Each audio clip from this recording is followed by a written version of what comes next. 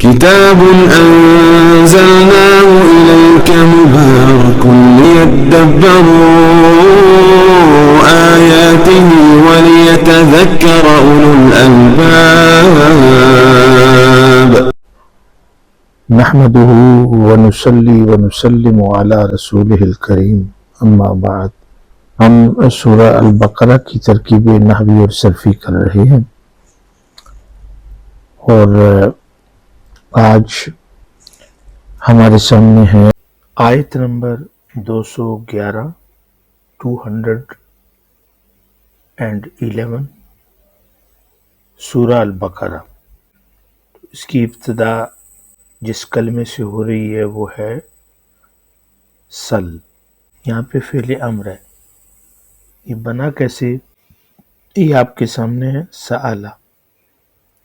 سین کے اوپر بھی زبر ہے، حمزہ کے اوپر بھی زبر ہے، لام کے اوپر بھی زبر ہے. تو اس کو ہم کہیں گے کہ یہ فعل ماضی ہے اور مبنی ہے فتح پہ. اس کا جو مضارع ہے وہ ہے یسألو. آپ کو پتہ ہے کہ فعل امر مخاطب کے صیغے سے بنتا ہے، تسألو تسألو. اب اگر اس کا فعل امر ہم بنانا چاہیں تو آپ کو پتہ ہے کہ یہ علامت مضارع ہے شروع میں تا. تسألو کا کیا مطلب ہے؟ تم سوال کرتے ہو. یہ جو تا ہے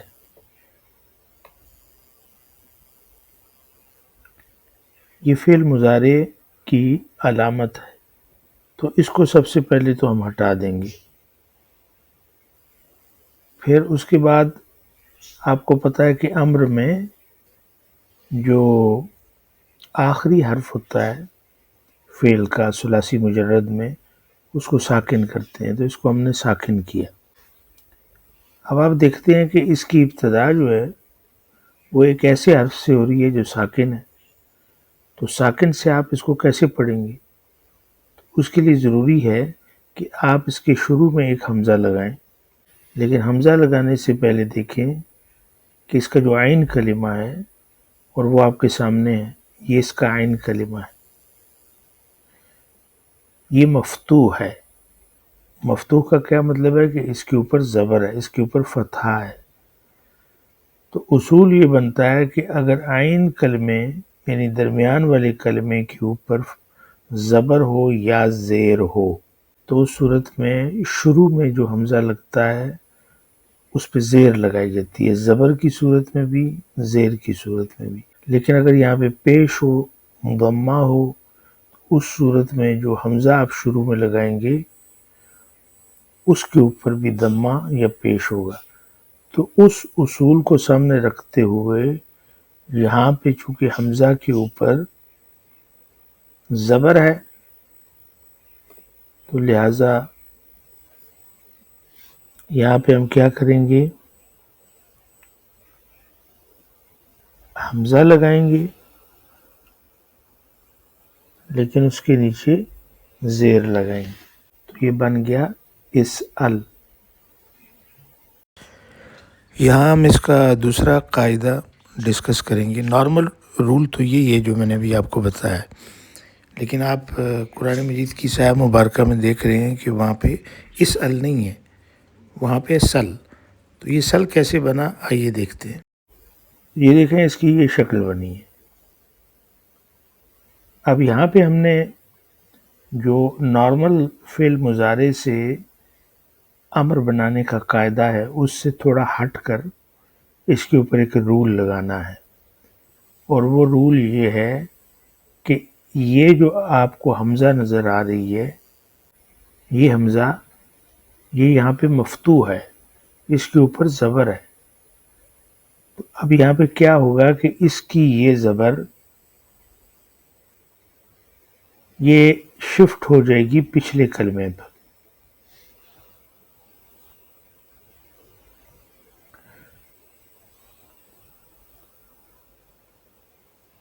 یہ شفٹ ہو گئی اور یہاں سے یہ ہٹ گئی.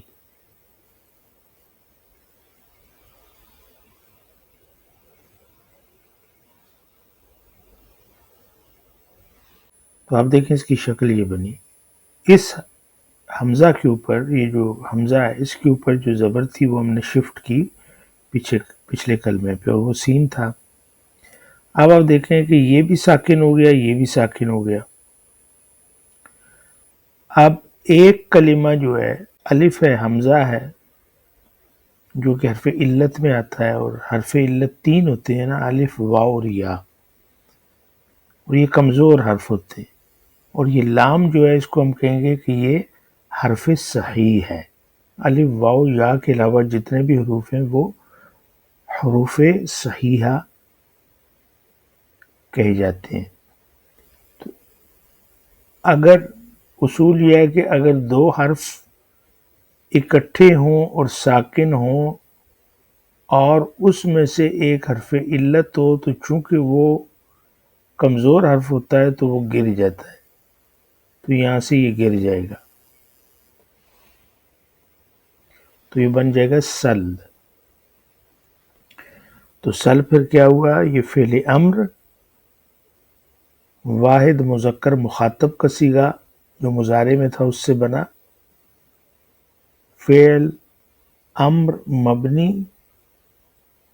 کس کے اوپر ہے؟ علی السکون، کیونکہ لام جو ہے یہ ساکن ہے، اور اس کے اندر فاعل چھپا ہوا ہے مستتر وجوباً، اور اس کی تقدیر کیا ہے؟ انتا، اس کے اندر انتا چھپا ہوا ہے۔ اور اس میں ایک اہم بات جو یاد رکھنے والی ہے وہ یہ ہے کہ امر دو طرح سے اس جزر میں آتا ہے، جیسے میں نے تشریح کر دی ہے کہ اس کا مطلب بھی ہے پوچھو، سل کا مطلب بھی ہے پوچھو، لیکن دونوں کی جو تصریف ہے یا جو صرف ہے اس میں جو فرق ہے وہ آپ نے جان لیا ہے۔ اب اس میں جو ایک بہت اہم فرق ہے وہ یہ ہے کہ سل جب بھی استعمال ہوگا یہ جملے کے شروع میں استعمال ہوگا، اس سے پہلے کوئی حرف، کوئی کلمہ، کوئی لفظ نہیں آئے گا، یہ اکیلا جملے کے شروع میں آئے گا، تو آپ اس کو استعمال کر سکتے ہیں۔ جمع کے لیے آپ سلو کہیں گے، اور اگر جملے کے بیچ میں لانا ہے یا مثال کے طور پہ پیچھے حرف عطف ہے تو اس صورت میں آپ اسأل فعل امر استعمال کریں گے، جیسے اور قرآن مجید میں اس کی بہت ساری مثالیں ہیں۔ وَاسْأَلِ الْقَرْيَةَ الَّتِي كُنَّا فِيهَا، تو اس میں دیکھیں چونکہ واو آیا ہے تو اس لیے آپ نے اسأل کا استعمال کیا ہے، یہاں پہ سل کا استعمال ممنوع ہے۔ اس کے بعد ہے بنی اسرائیل۔ تو بنی اسرائیل میں یہ جو بنی ہے یہ ابن کی جمع مذکر سالم سے ہے، بنون بنین، اور اس کو ہم تھوڑا سا انالائز کرتے ہیں۔ اس کی شکل بنتی ہے بنون اور بنین، یہ یعنی اولاد کو کہا جاتا ہے، نسل کو کہا جاتا ہے، اور اس میں جو آپ کو لفظ نظر آ رہا ہے اسرائیل، یعنی یہاں پہ یہ بنی مضاف ہو کے آیا ہے، اور عربی زبان کا یہ اصول ہے اگر جمع مذکر سالم مضاف بنے یا مثنی مضاف بنے تو اس صورت میں اس کا یہ جو نون ہے یہ گر جاتا ہے، یہ نون اعرابی ہے، یہ گرا دیا جاتا ہے۔ اس کی ایک مثال مثلا میں آپ کو یہاں پہ دیتا ہوں، جیسے ہے معلمون، تو یہ جمع مذکر سالم ہے، اور اس کی جو دوسری شکل ہے وہ ہے معلمین۔ ابھی اس کی آپ اضافت کرنا چاہتے ہیں اور آپ کہنا چاہتے ہیں کہ سکول کے ٹیچرز، اور سکول کو المدرسہ بولتے ہیں، تو ایک طرف ہے معلمون اور اس کی جو اضافت ہے وہ آپ نے کرنی ہے المدرسہ۔ تو اس کا اصول کیا بنے گا کہ اس کا یہ جو نون ہے اس کو آپ حذف کر دیں گے اور اس کو آپ ساتھ لگائیں گے، تو یہ کیا بن گیا؟ معلمو المدرسہ، اسکول کے ٹیچرز. تو آپ نے دیکھا نون گر گیا. یہ جو تا ہے آپ مدرسہ کی، اس کے نیچے زیر آئے گی چونکہ مضاف الیہ مجرور ہوتا ہے. یہ آپ نے یاد رکھنا ہے، مضاف الیہ مجرور ہے. معلم المدرستی، تو یہ مضاف ہو گیا، یہ مضاف الیہ ہو گیا. اس کی جو دوسری شکل ہے وہ ہے معلمین، تو اس کی اضافت آپ نے کرنی ہے المدرسہ. تو یہ نون بھی گر جائے گا، اس کو حذف کر دیں گے، اور یہ کیا بن گیا؟ معلمی المدرستی، معلم المدرستی. تو اب آپ کو یہ اصول پتہ چل گیا کہ جمع مذکر سالم اگر مضاف بنتا ہے تو اس کا نون گرا دیا جاتا ہے. تو بالکل اسی طرح اسی اصول کو سامنے رکھتے ہوئے یہ بنون ہے. تو بنون اور آگے ہے اسرائیل.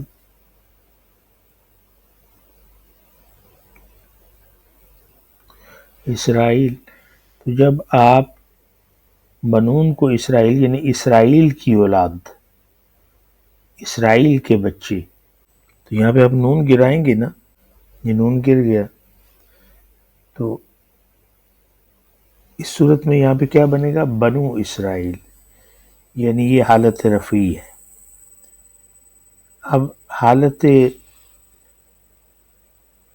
نصبی اور جرری میں کیا ہوگا؟ بنین ہے، اور اس کی آپ نے اضافت کدھر کرنی ہے؟ اسرائیل.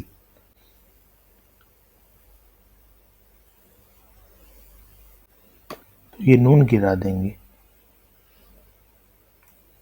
کیا بن گیا؟ بنی اسرائیل. تو اس کو ہم نے کھینچا اس لیے ہے کہ یہاں پہ یہ مد ہے، بنی اسرائیل. تو یہ اس کا وہ قاعدہ تھا. تو یہ تھا سل بنی اسرائیل، اسرائیل کے بچوں سے پوچھو، ان سے سوال کرو. آگے کیا ہے؟ کم آتیناہم، یہ اس میں استفہام ہے، مبنی ہے سکون پہ اور محلن منصوب ہے، کیونکہ یہ مفعول بہ ثانی ہے. لیکن مفعول بہ کس کا ہے؟ جو بعد میں آنے والا فعل ہے وہ ہے آتینا. تو اس لیے ہم اس کو کہیں گے کہ مفعول بہ ثان مقدم للفعل، فعل سے پہلے آیا ہے. آگے چلیں. آتینا، تو آتینا یہ اصل میں ہے آتا یؤتی، باب افعال سے ہے، اور باب افعال میں یہ صیغہ کون سا ہے؟ جمع متکلم، جمع متکلم کا صیغہ ہے. آتیتو یہ سنگولر ہے، واحد متکلم کے لیے، آتینا جمع متکلم کے لیے. تو آتینا ہم نے دیا، اس کو ہم کہیں گے آتینا فعل ماض ہے، مبنی ہے سکون پہ، اور اس کے ساتھ جو نا ہے اس کو کہتے ہیں نا الفاعلین. ایک ضمیر ہے، متصل ہے، مبنی ہے، محلن مرفوع ہے، فاعل. جب یہ فعل ماضی کے ساتھ لگتی ہے تو اس کو مبنی رکھتی ہے سکون پہ. آتی یعنی یا ساکن ہے. ہم یہ ضمیر متصل ہے، مبنی ہے، اور یہاں پہ محلن منصوب ہے چونکہ مفعول بہ بن رہی ہے. پھر اس کے بعد ہے من حرف جر، آیتن اسم مجرور بالکسرہ الظاہرہ، اور بینتن من آیاتن بینتن، تو آیا یہاں پہ موصوف بھی ہے،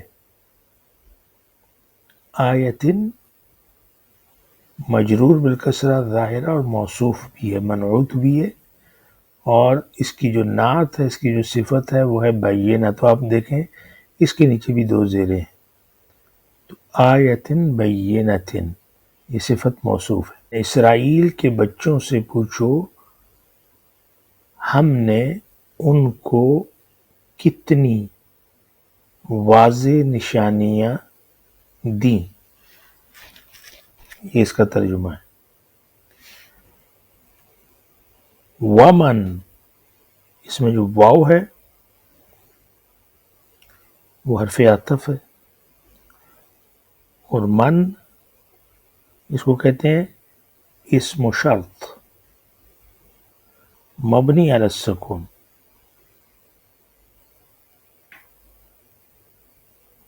یہ اسم شرط ہے اور محلن مرفوع ہے کیونکہ مبتدا واقع ہو رہا ہے۔ یہ اسم شرط جازم ہے، یعنی فعل مضارع جب اس کے بعد آتا ہے تو اس کو جزم دیتا ہے، اسی لیے آپ یہاں پہ دیکھیں جزم، اس میں دیکھیں یہ یبدل جو ہے لام ساکن ہے، ومن یبدل ساکن کیوں ہے؟ کیونکہ اسم شرط من جو ہے جازم ہے، یہ فعل مضارع کو جزم دیتا ہے، اس لیے ہم کہیں گے یبدل فعل مضارع مجزوم، اور اس کے اندر جو فاعل ہے وہ پوشیدہ ہے اور وہ ہے ہوا، اور یہ ہے ہمارا فعل الشرط۔ نعمت اللہ، نعمتا، تا کے اوپر زبر کیوں آئی ہے؟ اس لیے کہ مفعول بہ ہے، منصوب بالفتحہ الظاہرہ، اور جو کوئی اللہ کی نعمت کو بدلتا ہے اس میں چینجز لاتا ہے، تو یہ نعمتا مفعول بہ منصوب بھی اور مضاف بھی ہے۔ اللہ یہ اسم الجلالہ، اور اس کے نیچے آپ کو زیر نظر آ رہی ہے، اللہ ہی، زیر کیوں ہے، کسرہ کیوں ہے؟ اس لیے کہ مضاف الیہ، مضاف الیہ مجرور بالکسرہ ظاہرہ، من حرف جر ہے، بعد ظرف ہے مجرور بالکسرہ ظاہرہ ہے اور مضاف بھی ہے، ما اس کو کہتے ہیں حرف مصدری، مبنی ہے سکون پہ اور محلن مجرور ہے چونکہ مضاف الیہ ہے۔ جاءتہ، تو اس کے بارے میں پچھلے سیشن میں ہم نے پڑھا تھا کہ جاءت یہ واحد مؤنث غائب کا صیغہ ہے ماضی میں، اور اس کے آگے یہ جو چھوٹی سی تا لگی ہوئی ہے اس کو تا التانیث کہتے ہیں، یہ فاعل کی تا نہیں ہے، اور جاءت میں فاعل پوشیدہ ہے، مستتر ہے، اور اس کی تقدیر ہے ہیا، چونکہ اس کا اشارہ آیات کی طرف ہے اور آیات مؤنث ہے۔ ہو ضمیر متصل ہے، مبنی اور محلن یہاں پہ منصوب ہے چونکہ مفعول بہ ہے، بعد اس کے کہ اس کے پاس وہ آیات آئیں، تو جو ان واضح نشانیوں کے آنے کے بعد اللہ کی نعمتوں کو بدلتا ہے، یہ مطلب ہے۔ آگے کیا ہے جی؟ فَإِنَّ اللَّهَ شدید العقاب، فا یہاں پہ آپ کو پتہ ہے اس کو کہتے ہیں الواقعہ فی جواب الشرط، یہ فعل الشرط اور جواب الشرط کو آپس میں جوڑتی ہے، کیونکہ یہ جو یبدل تھا یہ فعل الشرط ہے، تو انا اس کے بعد ہے، یہ حرف مشبہ بالفعل ہے، حرف توکید و نصب بھی ہے، اس کا جو اسم ہے وہ منصوب ہوتا ہے، اسی وجہ سے یہاں پہ اللہ ہا کے اوپر زبر ہے کیونکہ یہ انا کا اسم ہے، اور شدید انا کی خبر ہے چونکہ انا کی خبر مرفوع ہوتی ہے، اور مضاف بھی ہے، العقابی مضاف الیہ ہے اس لیے مجرور ہے، با کے نیچے زیر ہے۔ اب یہاں پہ ہم یہ دیکھتے ہیں کہ ان اللہ شدید العقاب، یہ جو پورے کا پورا جملہ ہے انا کے اسم سے اور خبر سے مل کر بنا ہے، یہ محلاً مجزوم ہے چونکہ یہ جگہ جزم کی ہے، یہ جواب الشرط ہے، اور اس میں جو فعل الشرط ہے یبدل، اور ابھی جو میں نے عرض کی جواب الشرط، تو یہ دونوں مل کر خبر بنتے ہیں، من کی محلاً مرفوع ہوں گے۔ تو پھر با محاورہ ترجمہ اس کا کیا ہوگا کہ بنی اسرائیل سے پوچھئے کہ ہم نے انہیں کتنی روشن دلیلیں دیں، اور جو اللہ کی نعمت کو بدل دیتا ہے بعد اس کے کہ وہ اس کے پاس آ چکی ہو، تو بے شک اللہ سخت عذاب دینے والا ہے۔ یہ اس کا ترجمہ تھا۔ آج کے لیے میں سمجھتا ہوں اتنا کافی ہے تاکہ چیزیں جو ہیں وہ آسانی سے سمجھ آ سکیں، آپ کے اوپر بوجھ نہ پڑے۔ تو اگلی سیشن میں ہم اگلی آیہ مبارکہ 212 اس کی ترکیب صرفی اور نحوی بھی کریں گے، ترجمہ بھی سیکھیں گے، اور پھر دونوں آیات کا ایک ہی دفعہ ایک ہی سیشن میں اس کا جو مفہوم ہے وہ واضح کر دیں گے، چونکہ یہ مفہوم کے لحاظ سے دونوں آیتیں ایک دوسرے سے جڑی ہوئی ہیں۔ تو اس پہ ہم اکتفا کرتے ہیں۔ وما علینا الا البلاغ۔